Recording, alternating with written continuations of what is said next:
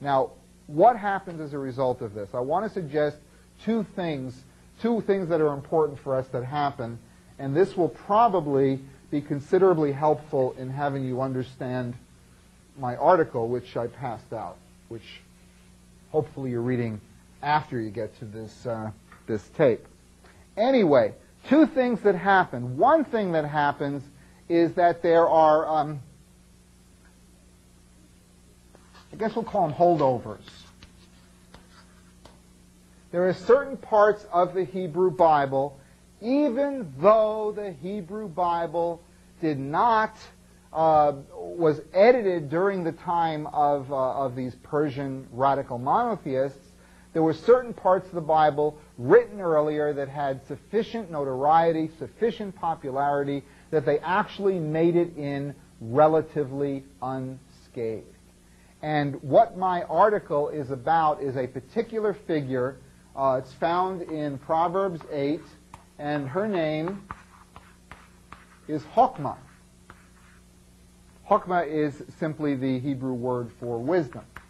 So sometimes you try to translate this and you say something like lady wisdom, or I've heard dame wisdom used, or sometimes calling her Sophia, which is the Greek word for wisdom.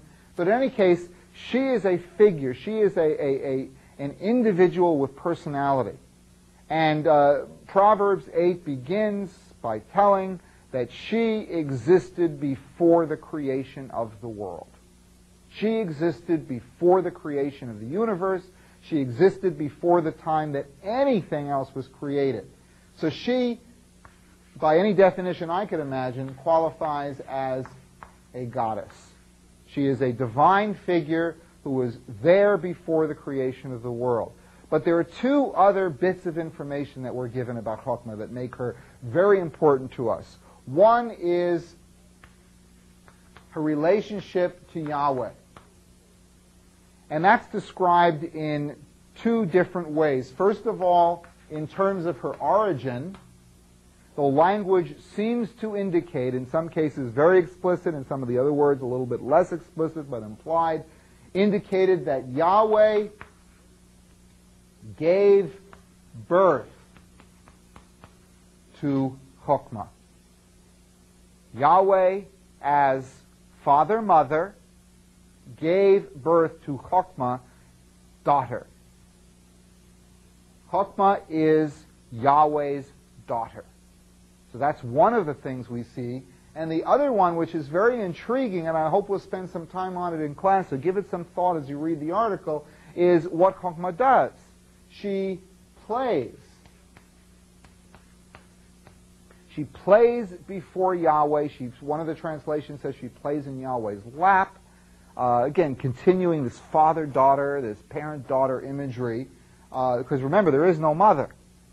So Hokmah comes out from the father in a similar way that I think Athena is born out of Zeus's head. It's a very similar image. She plays before Yahweh as a little child, a nursling child. So it's a powerful image. We'll talk about it more in class, where Yahweh has a daughter who is his firstborn. The first act of creation on Yahweh's part is to create Hokmah. And she is his daughter, and she plays before him, and it's almost as if he created the world for the entertainment of his little girl. It's an astounding passage. How it got past the radical monotheistic censors is probably an amazing story we'll never know, and how various biblical interpreters have handled that passage, which they've always had problem with, is also very interesting.